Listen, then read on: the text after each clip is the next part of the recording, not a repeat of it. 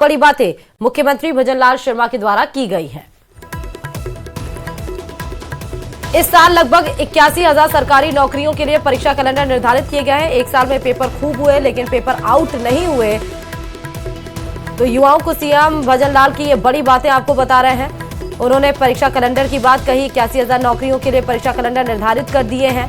ये भी तंज कसा पूर्ववर्ती सरकार के ऊपर की परीक्षाएं तो बहुत हुई लेकिन उस दरमियान पेपर आउट भी बहुत हुए। तो बड़ी बातों के साथ साथ नियुक्ति पत्र अभी दी गई। 12 जनवरी से 10 से 12,000 युवाओं को नियुक्तियां दी जाएंगी, ये बड़ी बात है। और सरकार का विजन भी था रोजगार को लेकर और महज एक साल अभी पूरे हुए हैं और युवाओं के प्रति कितनी सजग है ये सरकार, इससे साफ तौर पर पता चलता है।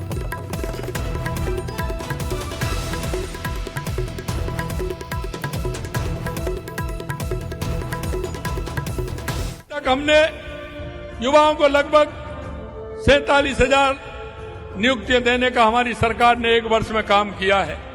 आने वाले 12 जनवरी को हम लगभग 10-12,000 और हम नियुक्ति देने वाले हैं। और आज का पेपर आपने पढ़ा होगा, जो हमारे युवा भाई हैं जो परीक्षा देना चाहते हैं वो असमंजस में रहते थे कि इसकी विज्ञप्ति कब निकलेगी। आज हमने पूरा कैलेंडर जारी किया है। 81,000 वैकेंसियों का कैलेंडर जारी किया है। मैं युवा भाई बहनों से कहना चाहता हूं, आप पढ़िए, मेहनत करिए और जौन सा पेपर आपको देना है उसकी डेट पूरी एक साल की हमने आज ही पूरी तरह से निकाल दी है। और चलिए इस बीच आपको राजधानी जयपुर से बड़ी खबर बताते चले। बजट को लेकर राज्य सरकार ने तैयारियां शुरू कर ली हैं। आम जन से बजट को लेकर ऑनलाइन सुझाव भी मांगे गए हैं। 10 जनवरी तक मांगे गए हैं ऑनलाइन सुझाव। आने वाले दिनों में सरकार करेगी प्री बजट मीटिंग। जनवरी के अंतिम सप्ताह से शुरू होना है बजट सत्र। इसको ध्यान में रखते हुए मध्य जनवरी से मांगे जाएंगे सुझाव। किसान, महिला, खिलाड़ी, उद्यमी, स्टूडेंट सहित अन्य देते हैं हर साल सुझाव। तो आमजन से सुझाव जो है वो मांगे जा रहे हैं। बजट को लेकर राज्य सरकार ने तैयारियां जो है वो शुरू कर दी। आने वाले दिनों में सरकार प्री बजट मीटिंग लेगी।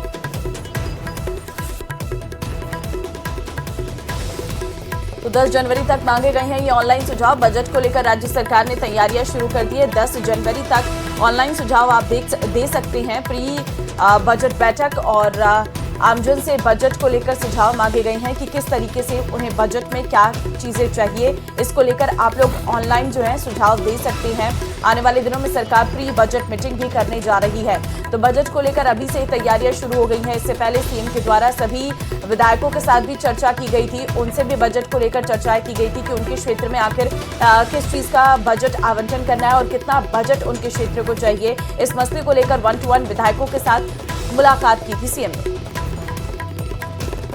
कोटा से अब बड़ी खबर है। कब्रिस्तान के पास शव मिला है। सुनसान इलाके में शव मिलने से हड़कंप मच गया है। मृतक के शरीर पर चोटों के निशान भी पाए गए हैं। मृतक युवक के शव की अभी तक शिनाख्त नहीं हो सकी। कुन्हाड़ी थाना पुलिस मामले की जांच में जुटी है। बड़ी खबर, कब्रिस्तान में एक शख्स का शव मिला है। कब्रिस्तान के पास ही ये शव मिला है लेकिन अभी तक वो युवक कौन है, कहां का रहने वाला है, इसकी कोई शिनाख्त नहीं हो पाई है। कुन्हाड़ी थाना पुलिस मामले की जांच करने में जुट गई है। फिलहाल आपको ये बता दें कि जो मृतक के शरीर पर कई सारे चोट के निशान भी पाए गए, तो संभवतः पुलिस कई सारे एंगल्स पर इस पर जांच कर रही है। फिलहाल ये बड़ी खबर आपको बता रहे हैं। और सुनसान इलाके में शव मिलने से आसपास के इलाकों में हड़कंप मच गया है। कब्रिस्तान के पास शव मिलने की बड़ी खबर आपको इस वक्त बता रहे हैं।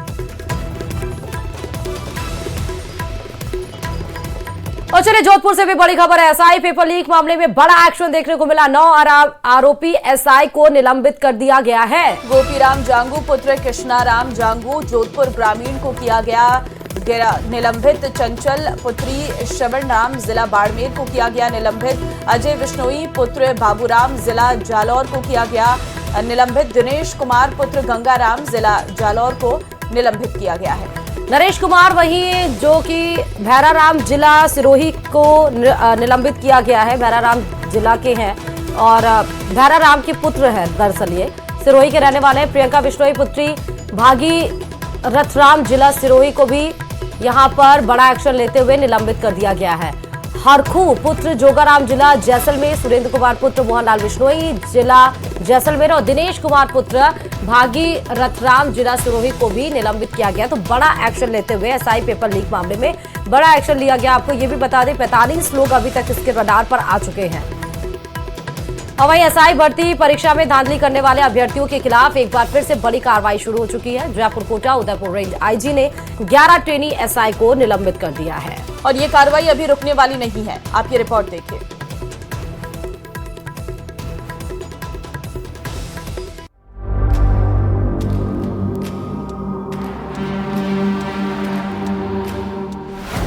धांधली करने वालों पर फिर गिरी गाज। 11 ट्रेनी सब इंस्पेक्टर पर बड़ी कार्रवाई। एसआई पेपर लीक मामले में ट्रेनी एसआई निलंबित। 4 दिन पहले मिली पोस्टिंग, आज सस्पेंड।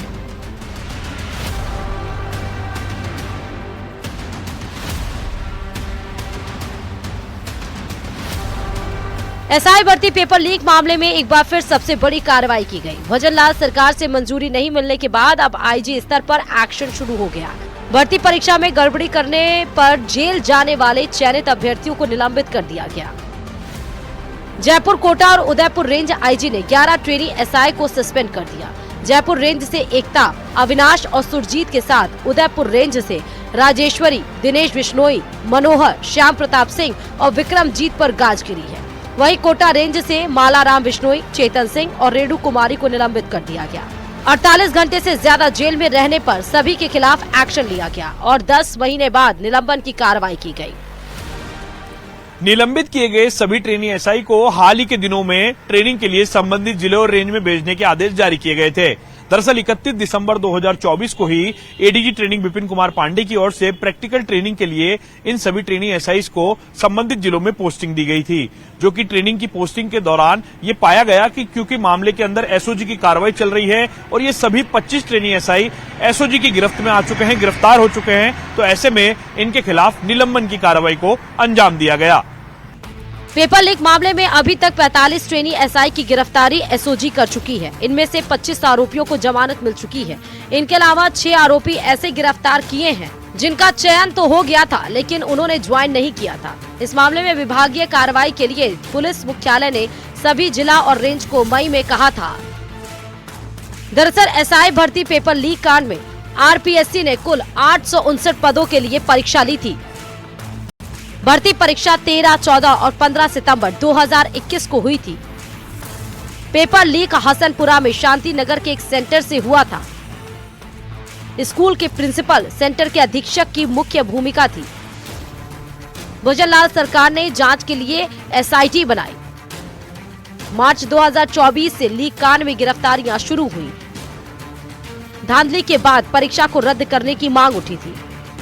वैसे तो सस्पेंशन की कार्रवाई किसी भी राजकीय कर्मचारी के गिरफ्तार होने के 48 घंटे के भीतर ही कर दी जाती है, लेकिन नियम बने हुए हैं, नियम कायदे बने हुए हैं, लेकिन सरकार की ओर से और पुलिस मुख्यालय की ओर से हरी झंडी न मिलने के चलते इस कार्रवाई में अत्यधिक देरी हुई और 10 महीने के बाद में फाइनली रेंज स्तर पर अब जो है ट्रेनी एसआईज को निलंबित करने का काम किया जा रहा है। हालांकि ट्रेनी एसआईज को फील्ड में भेजने को लेकर के भी इस पूरे मामले को लेकर के मामला हाईकोर्ट में पहुंचा, जिसको लेकर के आगामी तारीख 6 जनवरी को हाईकोर्ट में सुनवाई भी होनी है।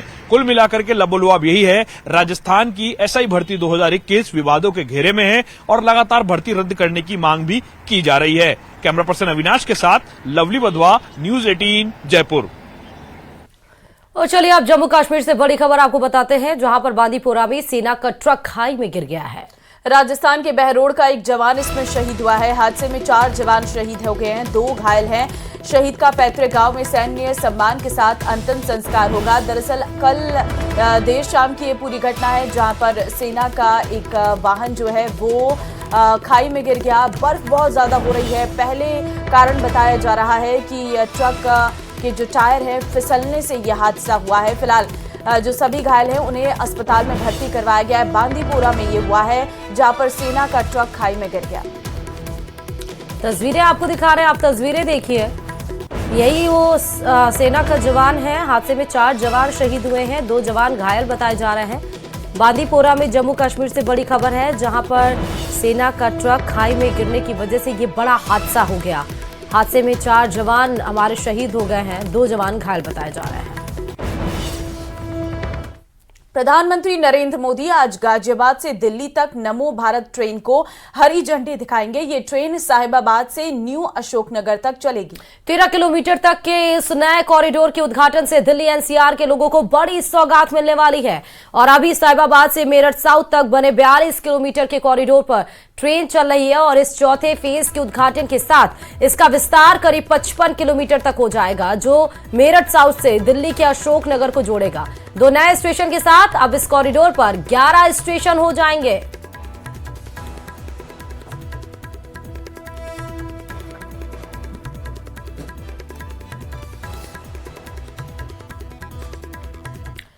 मकर संक्रांति पर पतंगबाजी को लेकर पशुपालन विभाग ने सभी जिला कलेक्टर्स को एडवाइजरी जारी कर दी है। पशुपालन विभाग ने सभी कलेक्टर से एनजीटी के आदेशों की पालना सुनिश्चित करने के निर्देश दिए। एडवाइजरी में एक और जहां चाइनीज मांझे के विक्रय और उपयोग पर प्रतिबंध लगाने की पालना के निर्देश दिए, तो उल्लंघन करने वालों के खिलाफ कार्रवाई करने के भी निर्देश दिए हैं। ये रिपोर्ट देखिए।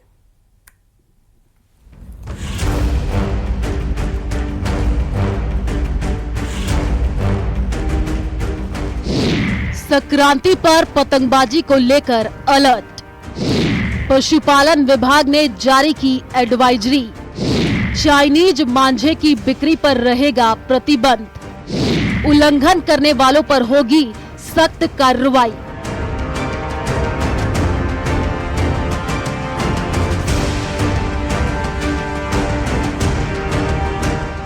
मकर संक्रांति 14 जनवरी को है, लेकिन उससे पहले ही राजधानी जयपुर समेत प्रदेश के अलग अलग जिलों के आसमानों में पतंग का जमघट लगना शुरू हो गया है।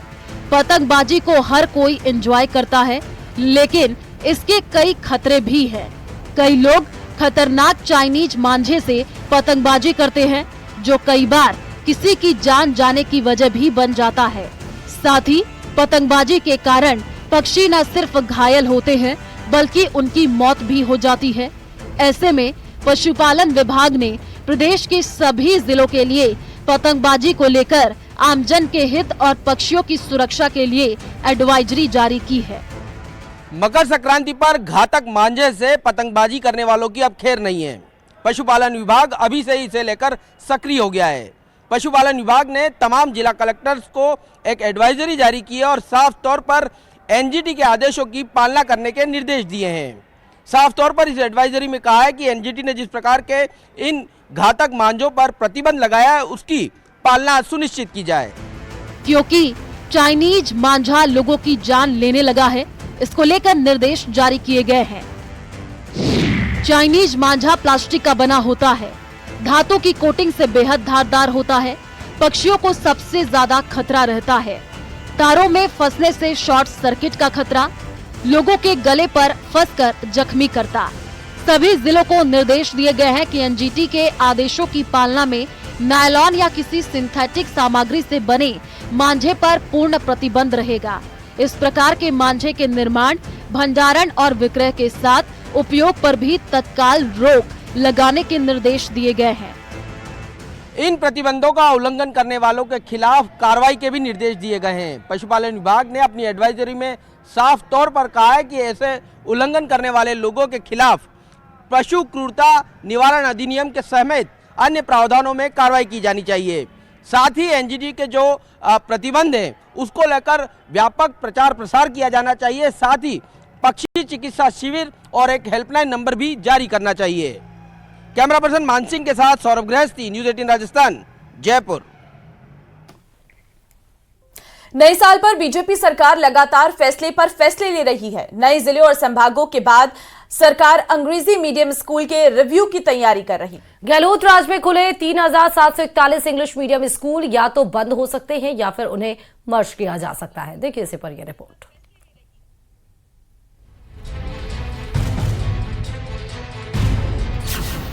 प्रदेश के 3741 सरकारी स्कूल हो सकते हैं बंद।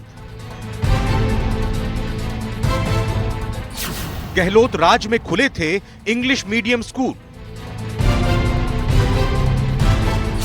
भजनलाल सरकार ने बनाई मंत्रियों की कमेटी।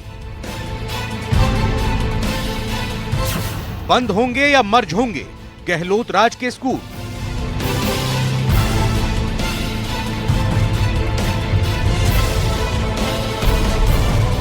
राजस्थान में पिछली सरकार के फैसलों की समीक्षा को लेकर के सियासी पारा गर्म है। पहले जिले और संभाग को लेकर के समीक्षा की गई, जिससे राजस्थान में सियासी हल्लाबोल हुआ। अब राजस्थान में गहलोत राज में खोले गए जो अंग्रेजी माध्यम के स्कूल थे, उनकी समीक्षा के लिए एक कमेटी का गठन कर दिया गया है। ऐसा माना जा रहा है कि इन स्कूलों को लेकर के अब राज्य सरकार या तो इन्हें मर्ज करने का फैसला करेगी या फिर इन्हें खत्म कर देगी। फिलहाल इस फैसले से सियासी पारा एक तरह से गर्म हो गया है और कांग्रेस भी हमलावर हो गई है।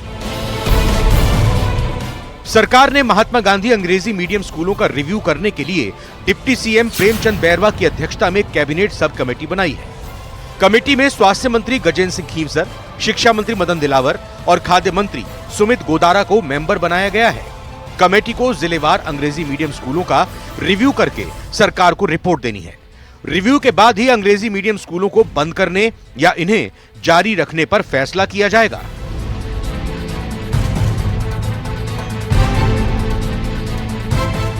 दरअसल बीजेपी नेताओं ने विपक्ष में रहने के दौरान अंग्रेजी मीडियम स्कूलों पर आपत्ति जताते हुए सरकार बनने पर उनका रिव्यू करने का ऐलान किया था और कमेटी बनते ही सियासत गर्मा गई।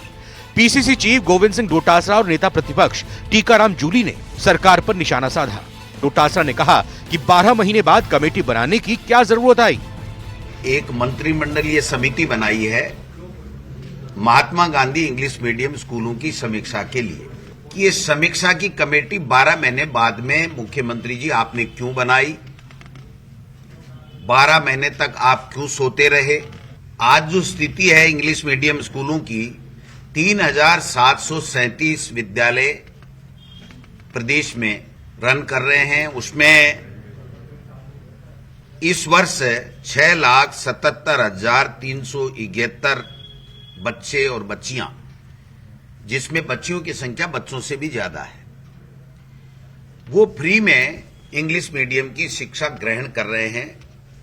पिछले सत्र में ये संख्या 7,09,970 थी। हमारी कांग्रेस की जब सरकार थी तो हमने 45,300 पद स्वीकृत किए थे।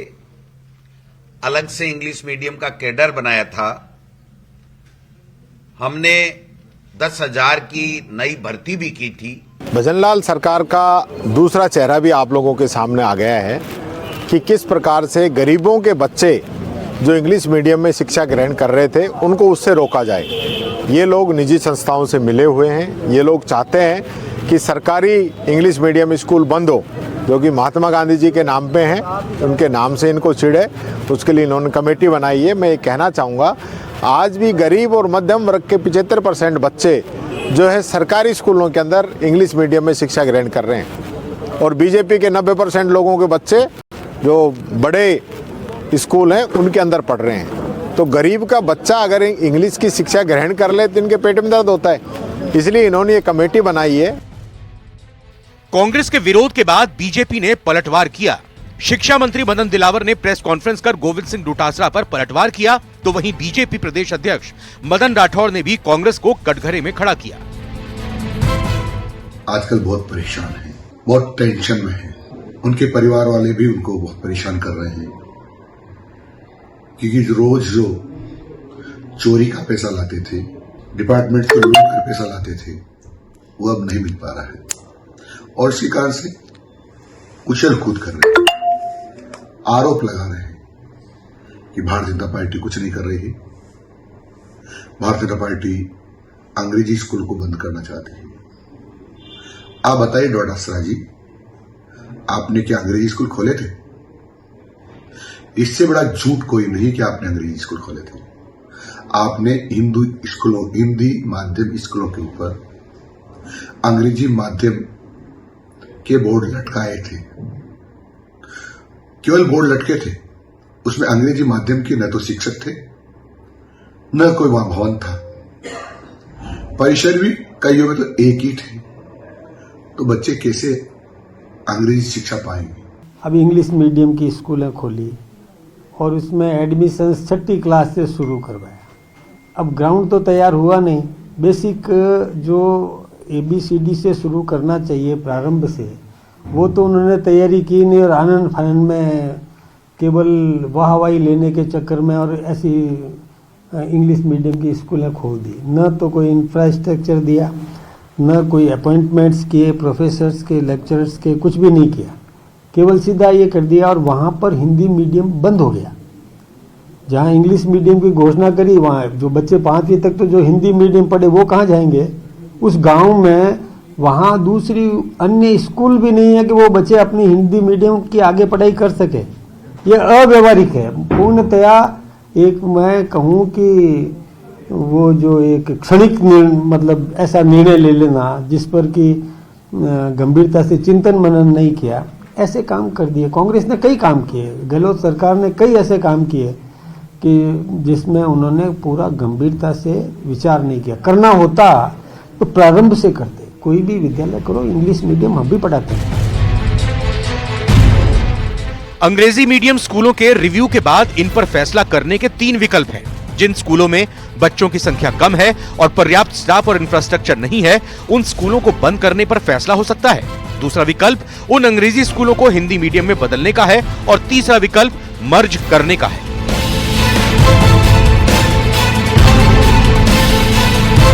दरअसल गहलोत राज में खोले गए अंग्रेजी माध्यम के स्कूलों को लेकर के एक शिकायत जो है वो सामने आने लगी थी, जिसमें ये कहा जाने लगा था कि हिंदी मीडियम के स्कूलों को अंग्रेजी मीडियम के स्कूलों में तब्दील कर दिया गया है।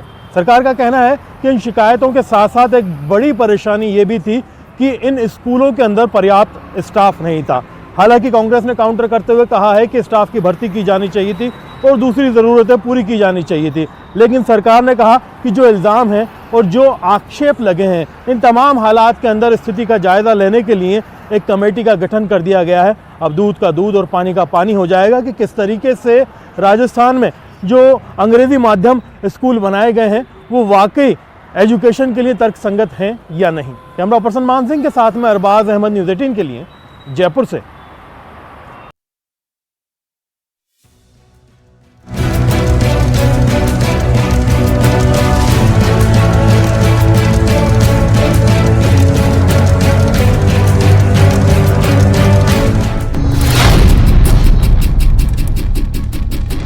और चलिए ठंड से जुड़ी हुई बड़ी खबर आपको बताते चले कि जनवरी में सर्दी का डबल टॉर्चर देखने को मिल रहा है। पहाड़ी इलाकों में लगातार हो रही बर्फबारी ने लोगों के लिए मुश्किल खड़ी कर दी है। मैदानी इलाकों में कोहरे और शीतलहर ने मुश्किल बढ़ा दी है। शीतलहर की वजह से लोग घरों में कैद रहने को मजबूर हैं, तो कोहरे ने रफ्तार पर ब्रेक लगा दिया है। कोहरे के चलते कल 496 फ्लाइट लेट हुई हैं, वहीं 48 फ्लाइट्स को कैंसिल करना पड़ा है। तो बर्फबारी का ये असर देखने को मिल रहा है कि मैदानी इलाकों में भी ठंड बढ़ गई है। मैदानी इलाकों में लगातार शीतलहर चलने से दिक्कतों का सामना लोगों को करना पड़ रहा है। कोहरे का अटैक जैसे ही हुआ वैसे ही रफ्तार पर ब्रेक लग गई। गाड़ियों को चलने में दिक्कतों का सामना करना पड़ रहा है क्योंकि कोहरे की वजह से विजिबिलिटी काफी ज्यादा कम है और ताकि कोई दुर्घटना ना हो इसलिए गाड़ियों की रफ्तार भी थम गई है। ना सिर्फ कोहरा ही पड़ा है बल्कि पहाड़ी एरियाज की अगर हम बात करें तो वहां पर बर्फबारी की वजह से मैदानी इलाकों में उसका असर भी देखने को मिल रहा है। ठंड भी बढ़ गई है, ठंड के साथ साथ हवा भी ठंडी चल रही है जिस वजह से तापमान में गिरावट दर्ज की गई है। और अगर ज्यादा ठंड बढ़ गई है तो ये स्वाभाविक सी बात है, लोगों की दिनचर्या पर भी उसका असर काफी ज्यादा पड़ा। तस्वीरों में आप देख सकते हैं घना कोहरा किस तरह से छाया हुआ है। दूसरी तस्वीर आपको ये पहाड़ी इलाकों, चाहे वो हिमाचल प्रदेश हो, चाहे वो उत्तराखंड हो, चाहे वो जम्मू कश्मीर हो, हर जगह पर एक सफेद चादर स्नो की छाई हुई है। और वहीं